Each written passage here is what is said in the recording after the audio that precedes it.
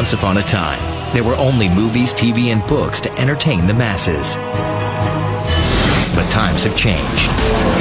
When you're actually able to have control and manipulate this virtual world in front of you, it just feels good. Yet video games strive for something beyond control.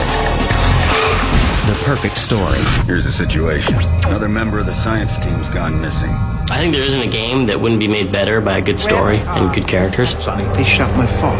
Maybe there's an opportunity to combine storytelling with the I dive in and make choices, which is what defines games.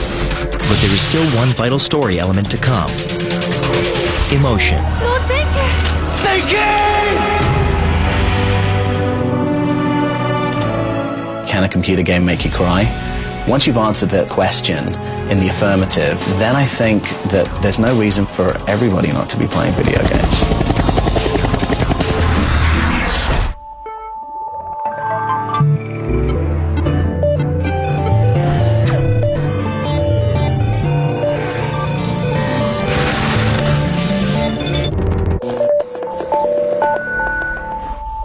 Presented by Best Buy, where this holiday, the wow's guaranteed.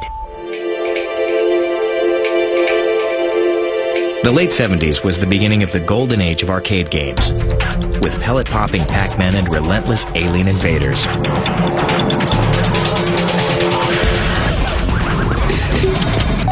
Video games allowed the players to control their own digital experience. But if this new form of entertainment was going to last, game designers knew they needed what TV and movies already had: a story. I think in the very beginning with video games, what you had with a lot of them was a very simple technical mechanic like Pong, where, okay, I'm rotating this dial and it's moving a paddle and here comes this ball and there's a little bit of physics involved. But it's not really about anything. It's just an amusement. In order to keep players entertained, game designers realized that, like filmmakers, they had to connect with the player on a deeper level. So for games to get from the level of just being a fun activity, kind of like Pong, to a true entertainment that is competitive with film and book and so on, then games have to cross the threshold and also touch us in the ways that story does, with an emotional response, with characters we actually can care about and get involved with. In the late 1970s, a breakthrough film combined intense sci-fi action with a dramatic story. Use the Force, Luke.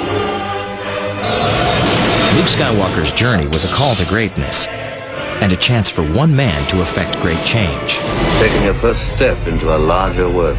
It's an ageless theme, inspired by Joseph Campbell's classic text, The Hero with 1,000 Faces.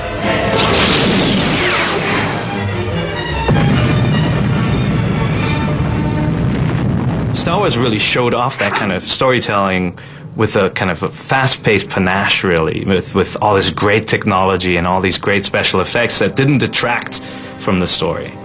And the influence can still be felt in video games. The mind-blowing special effects in Star Wars drew people into the movie theaters. You don't believe in the Force, do you? But in the virtual world, video games were still nothing more than idle play toys. Even successful titles like Asteroids and Space Invaders paled in comparison to the film-going experience. And when Star Wars was igniting theater screens all over the world, gaming was really in its infancy. And so I think the video game industry really was struggling with making these games work in the first place, exploring how to use controls in video games. And at the time, story just wasn't something you put into your games. So video games had to learn from movies that good stories, combined with exciting action, put people in their seats, and eventually, behind their joysticks. To me, it's more interesting if there's an epic storyline and I'm a hero and I'm on Joseph Campbell's heroic quest. To be a storytelling medium, we've got to have characters, and if we're going to care about the characters, we've got to care about emotion. In the future, we will be a mass market form of entertainment. and we will have the ability to delight and entertain customers who have all sorts of different kinds of tastes, much like television does today, much like books do today, music or movies. It's no different than any other creative medium, in my opinion, and the very best artists will figure out how to make you cry. No thinking! To create emotion in video games, programmers needed to figure out how to make a hero from a handful of pixels. But they were limited by the lack of processing power.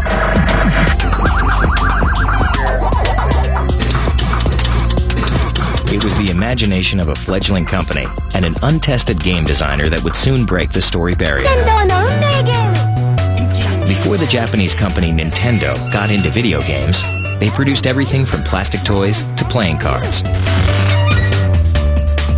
In the 1970s, the century-old company dabbled in the video game business by distributing the Magnavox Odyssey in Japan. In order to establish themselves as a real player in the growing arcade market, the CEO of Nintendo, Hiroshi Yamauchi, sent his son-in-law, Minoru Arakawa, to Washington State to create Nintendo of America. Mr. Arakawa said, okay, Radar Scope is going to be our Space Invaders, it's going to be our Pac-Man, it's going to be our big hit product. I'm going to order 3,000 of these from the Japanese offices. Before those 3,000 games get there, the test unit that they had set up at an American bar called the Spot Tavern in Seattle starts making less and less and less money. Then he realizes, oh no, I'm going to have all these Radar Scope games sitting around useless. What am I going to do? Nintendo of America decided to convert the unsold machines into new games. So all they needed to do was swap out a couple little pieces of paper, put in another game, and they had a totally new video game. What ends up happening is Yamauchi has no game designers. They're all working on other projects. And so he says, okay, well, we've got this guy named Miyamoto, and he went to him and said, design us a video game. But Shigeru Miyamoto was not a game designer by trade. He was an artist and aspiring storyteller.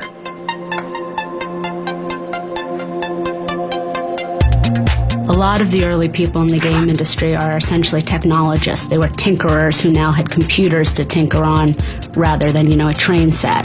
But Miyamoto was an artist. He wanted to be a puppeteer. He wanted to be an entertainer of some kind. Miyamoto had a vision of a game that would be fun and playful. He was really trying to recreate that feeling of delight and wonderment and excitement that he had as a child exploring the world. He was also inspired by anime and manga, the distinctly Japanese forms of animation and comic books. Japanese anime, comic, manga are all very different from U.S. European taste. Japanese people grew up in the environment where many childish, adorable characters were seen. And it has been 40 years. Manga and anime have affected the Japanese a lot. It is one of our key cultural components. I think our desire for these entertainments, like video games and manga, and our immature tendencies have been somehow pre-programmed within ourselves. This is something that people innately want. To grow up as a child and have someone take care of us and not wanting to die, that is our utmost desire in life, I think. Our seeking of childish and this somewhat unconscious freedom may be the reason why such culture has flourished here. Despite his complete lack of programming experience, Miyamoto set out to break new ground. I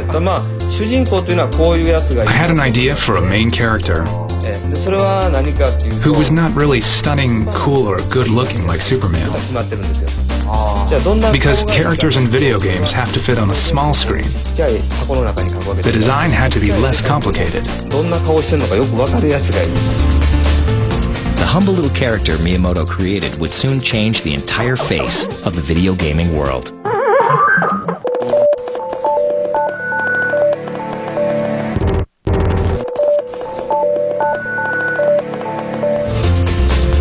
In 1981, Nintendo released Donkey Kong.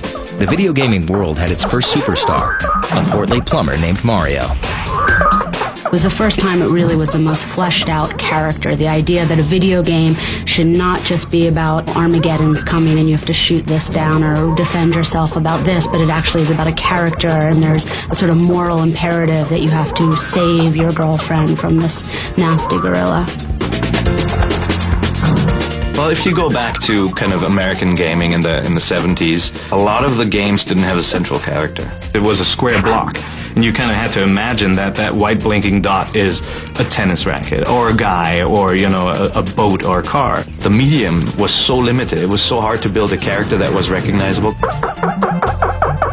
And so Mario could only be a certain size. So Mario has a really big nose because it's easy to see a nose on somebody's face. Mario has a mustache because there weren't enough pixels to define a mouth underneath that nose. He wears a hat because it's really difficult to do hairstyles in an old arcade game like that. The red suit that Jumpman wore, that was a trick that the engineers at Nintendo taught him, that if you want one character to be recognized on the screen, put him in this crazy color. So he had to learn all of those things, but he brought with him the imagination of an artist and the way of storytelling that an artist would bring, and that was something very, very, very important to the industry, especially at that time. At that time, we would still draw rough sketches of the character and animation on paper, and move them to get an idea of how it would look. So that's what we did. Like when he is running at breakneck speed, if he were to stop and turn suddenly, naturally he would slide. So we would try to add an animation of him sliding with a screech. Miyamoto also turned a few computer beeps into Donkey Kong's unforgettable soundtrack. Soon, everyone wanted in on the fun.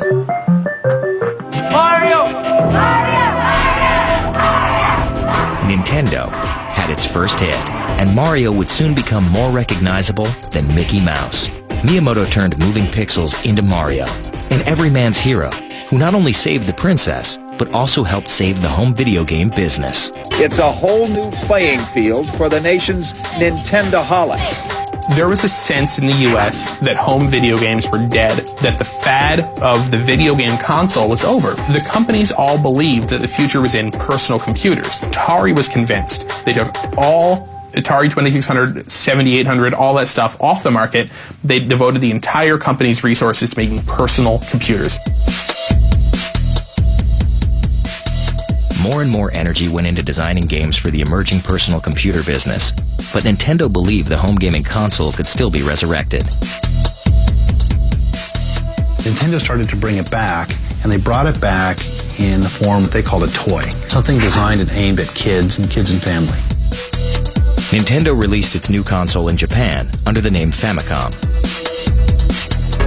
The Nintendo Entertainment System was originally called Famicom, for the family, and when the marketers came to bring it into the US, they realized they couldn't call it the Famicom Entertainment System to introduce it to America because they realized that the word family had negative connotations when associated with entertainment in this country. It was an uphill battle, but after a lot of convincing, toy store owners who'd been burned by the video game crash took a risk with Nintendo and put its console on their shelves in 1985.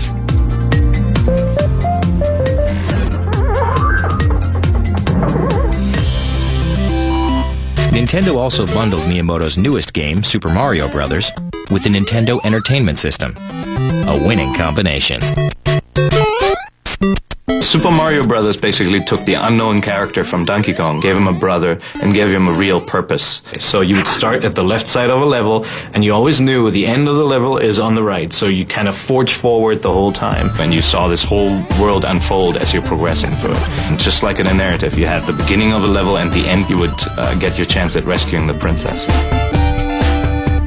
It really was Nintendo and the work of Shigeru Miyamoto, which the Super Mario Brothers, which was bundled with the Nintendo Entertainment System, that reinvigorated the industry. If there had not been a Mario Brothers, if there had not been somebody who'd sort of had the vision to take video games to a new level where story was involved, it really might have gone the way of the hula hoop. Super Mario Bros. Was a best-selling game worldwide. And more importantly, it also ushered in the new home video game revolution. What will the future bring from Nintendo? In America, the success of Super Mario Bros. Marked the birth of characters and narrative in video games. Meanwhile, Shigeru Miyamoto was already envisioning another imaginative game world his players could explore and discover. A world reminiscent of his childhood in the hillsides near Kyoto. And he would go out exploring, and there was a system of caves, apparently, near where he lived, and so he one day brought a lantern and would go through the caves and explore different passageways and map them out. And so later on in life, when the technology became powerful enough, he immediately said, I want to make a game that's like that, about exploring. Many years ago, Prince Darkness Ganon stole one of the Triforce with power. With games like Donkey Kong, Mario at the end, Mario at the beginning is the same Mario. He has all the same powers. Same thing with Super Mario Brothers. With Zelda, Link at the beginning is weak. He only has a certain amount of life energy. He has no weaponry at all. He has nothing. And at the end of Zelda, he has this array of weapons. He has all this life energy. And so that wasn't unique to The Legend of Zelda. Role-playing games had been around long before that. But it was the first game that married that really successfully with action. These are epic stories with classic themes of good and bad. The protagonist has to rescue somebody. You're a boy who has to go out and be brave and be better than you are when you start, in order, not just for your own good, but for the betterment of your community. Legend of Zelda's intricate gameplay and dramatic musical score made for an unprecedented video experience, packed with action and emotion.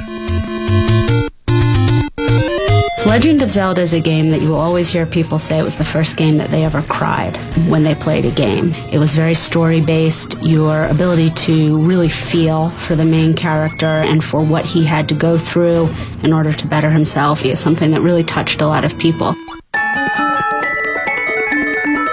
Legend of Zelda, released in 1987, became widely popular in the US, Europe, and Japan. I was one of the first 10 people.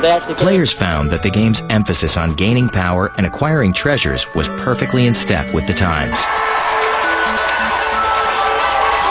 The 80s was definitely, I think, the final throwing off of any delusions about, revolutionizing the establishment. The counterculture hippies now were the establishment, and they embraced the toys of the establishment wholeheartedly. More money was, often a goal in a game.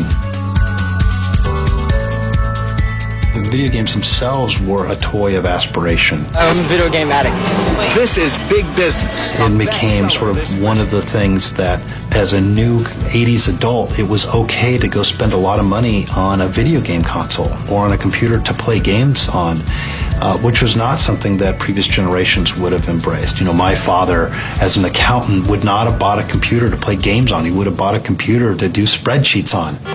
Today, IBM made it official after months of hints and leaks to the press. The Goliath of computers is coming out with its first home computer. It's called the PC Junior, unofficially the Peanut. While home entertainment systems may have dominated the market, computers would soon enter the same realm.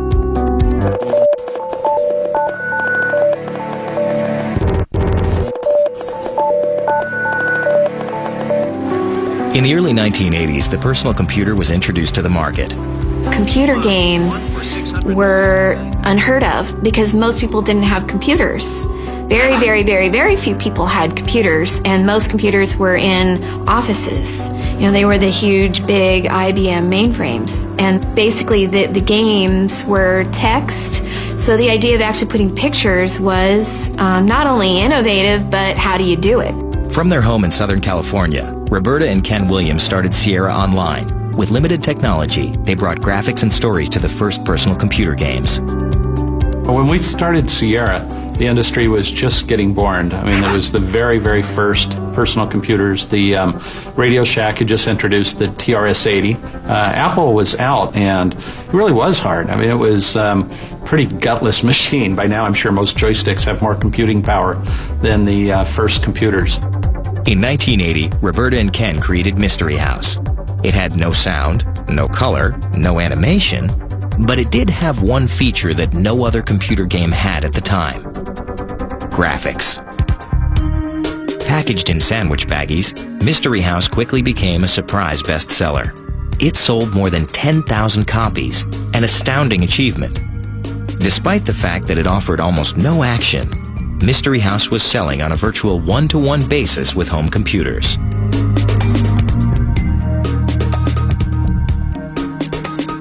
For some reason, people who played games on their computers were of a different mindset than people who buy video game machines. They were more patient, so the idea of playing a game that would challenge you, to think about solving a puzzle that was going to take a while to unfold wasn't something strange or weird to them.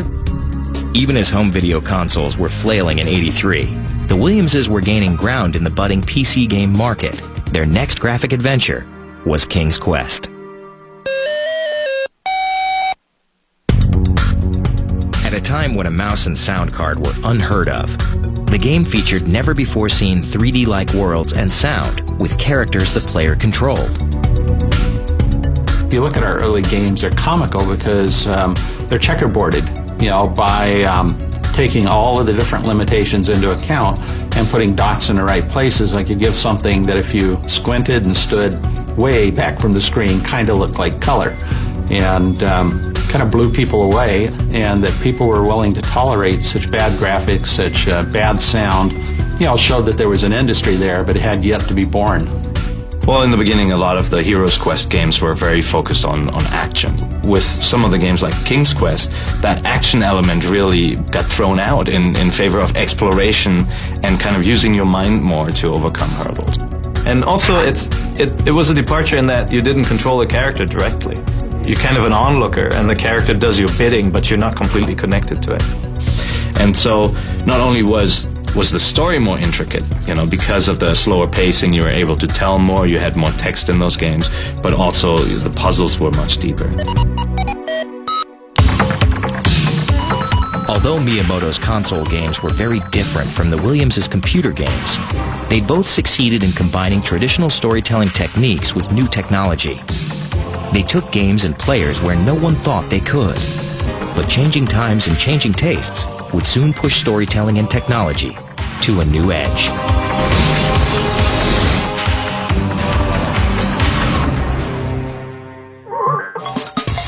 By the early 1990s, gamers grew up, and they wanted entertainment that reflected their new, mature selves.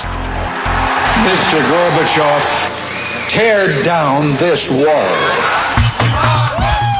Following the collapse of the Soviet Union and the end of the Cold War, the decade was marked by economic globalization and an information revolution. Suddenly, people who grew up with only a handful of TV channels now had dozens on their cable connection. And with their new personal computers at home, gamers were also connecting to the internet, able to access information from around the world in seconds.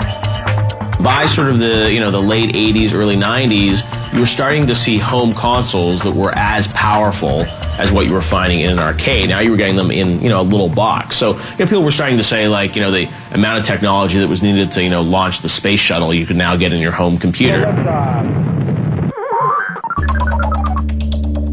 For many players, the appeal of traditional heroes was a thing of the past. The 90s was an edgier time, and gamers wanted edgier characters. Well, I think what a lot of people didn't realize is that as the so-called Nintendo generation grew up, they continued to want to play games. The way somebody a little bit older watched TV or movies when they were a kid, when they got older, they still wanted to watch TV or movies, they just wanted adult fare. A company called Sega Enterprises delivered just that. Sega was a toy company that came out with arcade hits like Frogger in the 70s, and later developed a console called the Sega Master System in the 80s. By marketing in regions where Nintendo did not, like Europe and South America, the console sold exceptionally well. But in 1983, Sega was hit hard by the video game crash. The manufacturers are still trying, those who haven't gone bankrupt, but the experts who follow the industry say it probably won't make a big comeback, that the game players have simply moved on to other things like video cassettes, records, tapes, even the movies. But Sega never gave up. Instead, it re-entered the recovering video game market and put out the Sega Mega Drive in Japan. This new 16-bit console rivaled Nintendo's 8-bit Famicom. With double the processing power, Sega's system could handle superior sound and graphics. Back on 8-bit, you could do really simple Donkey Kong, Pong, things like that. When you got to 16-bit, now you can cover a much wider range of topics. You can have team sports, you can have really good adventure games with storylines. You could do much better versions in all the different genres. This new technology arrived just in time. When the original Pong players grew up and had to go to work, game companies had to attract the younger generation of gamers who were now young men in their late teens and early 20s. The Sega Mega Drive was renamed Sega Genesis for the US market. And to attract this slightly older buyer, the console was bundled with a fast-flying anthropomorphic hedgehog that would soon take the world by storm.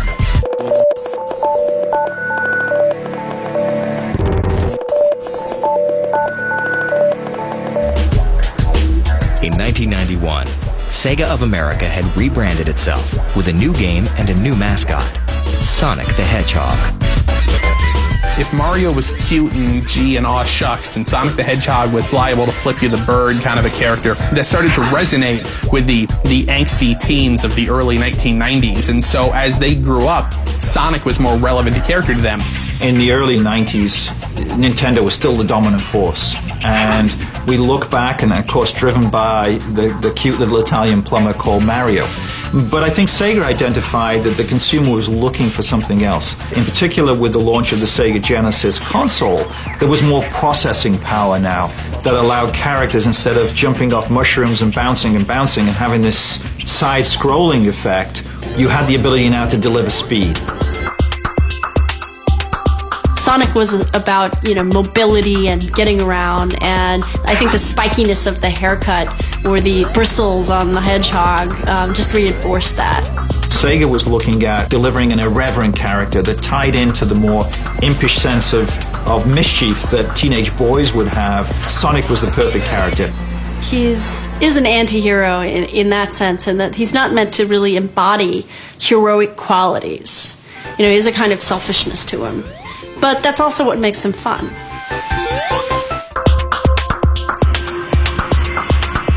Players around the world were hooked, and not just on rascally rodents. They also found themselves compelled by a lovable loser named Larry. Larry Laffer was the title character of a series called Leisure Suit Larry, and the goal of the game was to help this balding, dorky, middle-aged man seduce attractive women. The tack that I took was to create an anti-hero. Instead of working with another game company, Sony continued its research and developed a standalone console on its own. They called it PlayStation. When Sony launched the PlayStation 1, they recognized that, there's an audience out there of the 18 to 21-year-olds and older that still want to play video games. They grew up playing video games. They still want to play video games, but now what Nintendo's doing, what Sega's doing, still feels kind of kiddie to them. So Sony kind of filled that void for the older gamers by providing a system that looked a little bit more sophisticated. It was running on CDs, which at the time had this kind of technological advantage where you felt like, boy, I'm getting a hi-fi piece of equipment. I'm not just playing this little kid's toy here.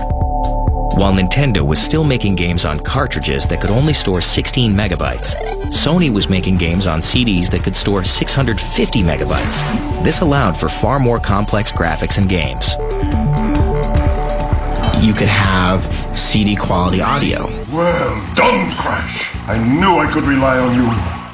You could have CG quality video. The range of possibility with more space on the storage medium, that increases the possibility for the game. Sony, to their credit, made video games a much cooler thing to be involved with, to play. We weren't dealing with just kiddie fare anymore. We were dealing with, operatic masterpieces like Final Fantasy VII that really sort of dealt with death and betrayal and issues that certainly seemed more mature. And it opened up our product to so many new people who would now pick up a video game because there were aspects to it that felt like it was relevant to their life.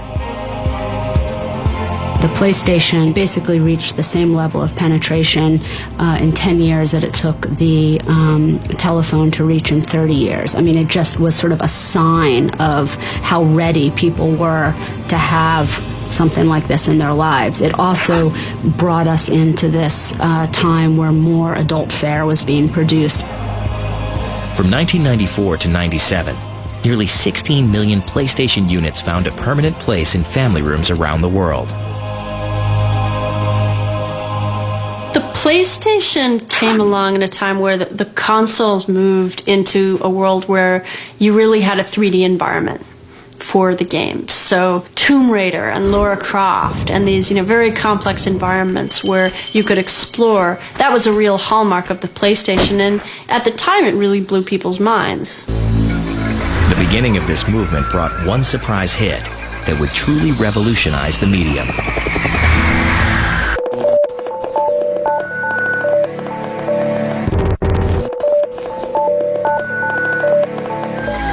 PlayStation brought video gaming into a new age, but it was Grand Theft Auto 3 that really changed the narrative.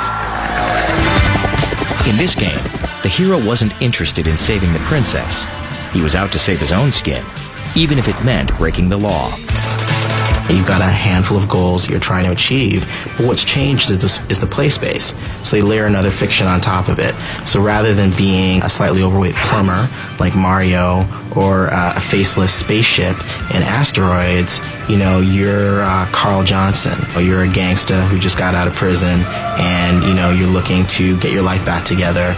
And for today's audience, sort of the post-Gen X audience, post-Oliver North, post-Gulf War audience, that's something they can relate to more than some of the traditional heroic fictions of generations past.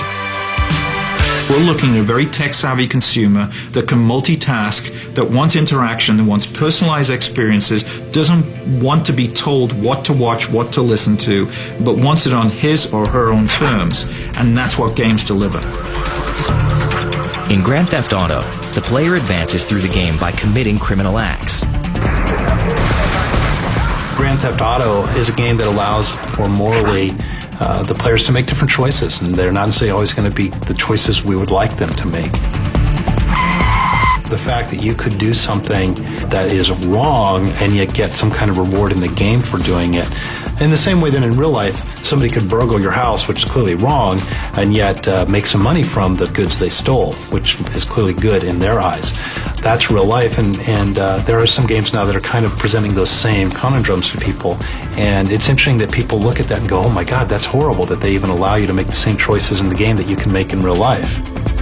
You're unleashed into this game world, and you can try out the cars. You can try out how different they feel. And then you're like, what if I drive it off the bridge? The car blows up. Okay, let me drive it a little faster. And you try all these cool things that you wouldn't be able to do in real life, and hopefully aren't doing in real life.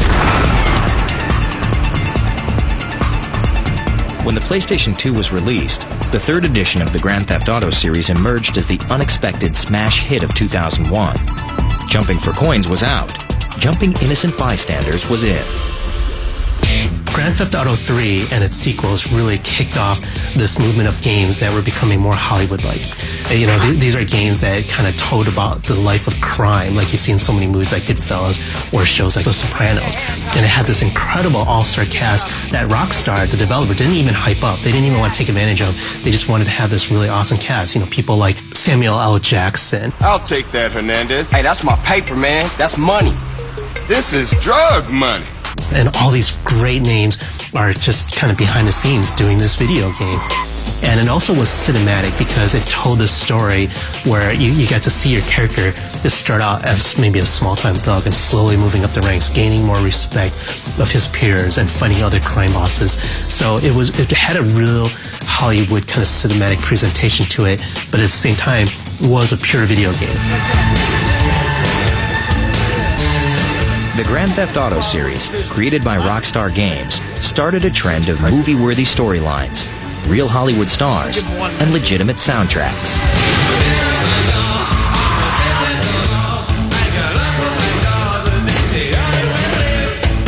In Grand Theft Auto, one of the cool things was you had a radio station, and the radio station you could tune in, and there were all these great songs from the 80s that gave the game a real mood.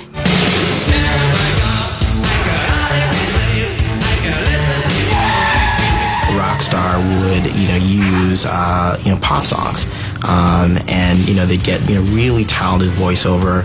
They'd write the dialogue in a short, punchy way that just sort of worked. So they didn't get trapped in sort of the Final Fantasy approach of these long, attenuated cutscenes. It's very short, in and out, and use the other things besides the visuals to help bring the world to life.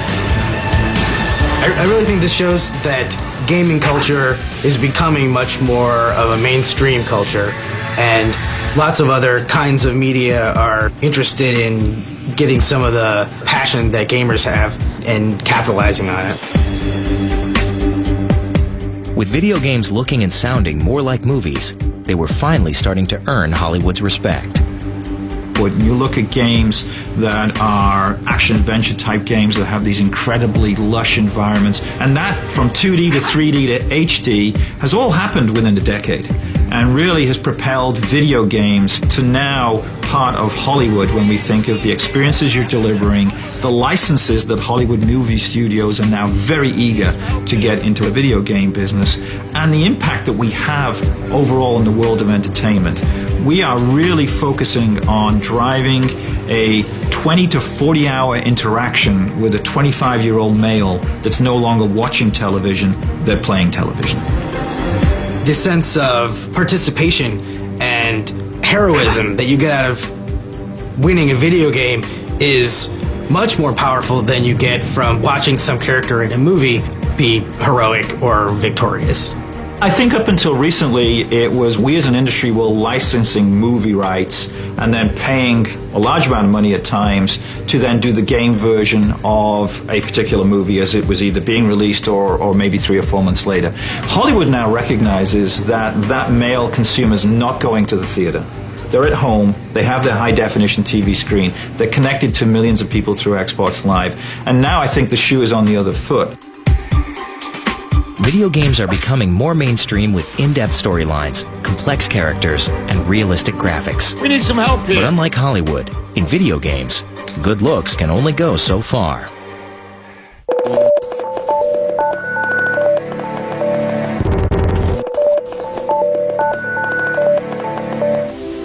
At the dawn of the 21st century, the days of the little man with the big mustache were over. New consoles like the Sony PlayStation had revolutionized the industry.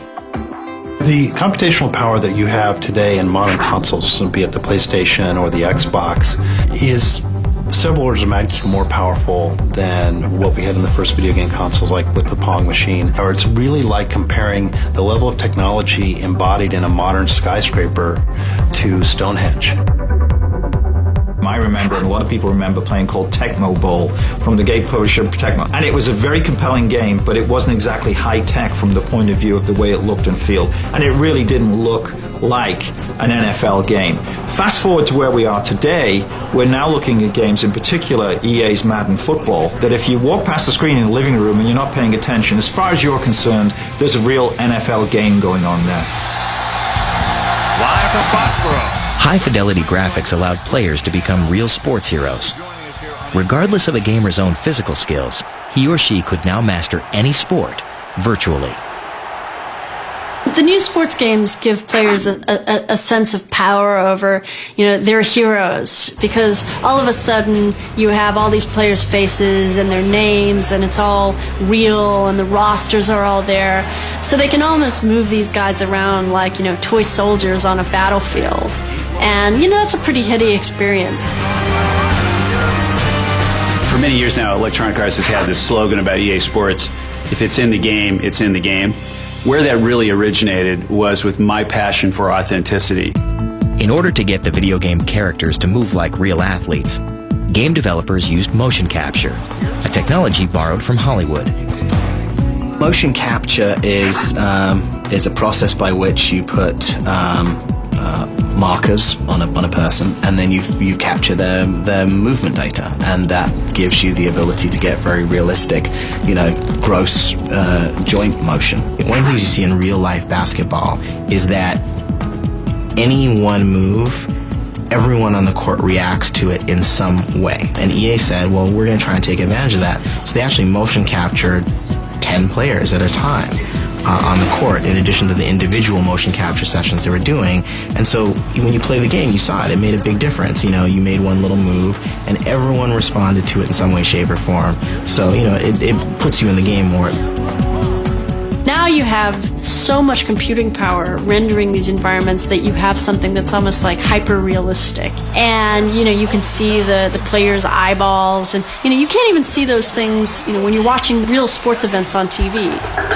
Here's Howard. Count the basket. However, by trying to create more lifelike graphics in video games, sports heroes actually started looking more dead than alive, in what technologists called the uncanny valley, a term to describe the repulsive response a human has to a robot's almost human or uncanny looks. If you can't communicate with characters in only a very shallow way, how are we going to care very much about them? We're going to have no problem just killing them and running them over with our virtual cars. But once we can speak in our own words and they can really hear us and there's an actual conversation going on, then we are going to start feeling more emotional, and we may get to the point of tears when we interact with them. The gold standard has become whether a game can make you cry. And some people think it can't, and there's no games make you cry except when you can't get it to work. Others think that games are already making us cry on a regular basis. But crying becomes emblematic of capturing the human experience. It's about broadening the range of what a game can do, what kinds of worlds it can bring into our living rooms. In the early days, we had a hard time showing human beings, so games were about aliens from outer space. But then we figured out how to show humans on the screen, and you started to get more games about human beings. Now the holy grail is kind of emotion, characters that feel fully fleshed out and like real human beings. That's really the next challenge for us. Until then, perhaps the rendering doesn't always have to happen on the screen. It can happen in the imagination of the player, like it did with the first low-resolution graphics or text-based adventure games. But whether or not it makes the player cry, a video game is still a powerful medium. After all, where else can an average person become a hero with the push of a button?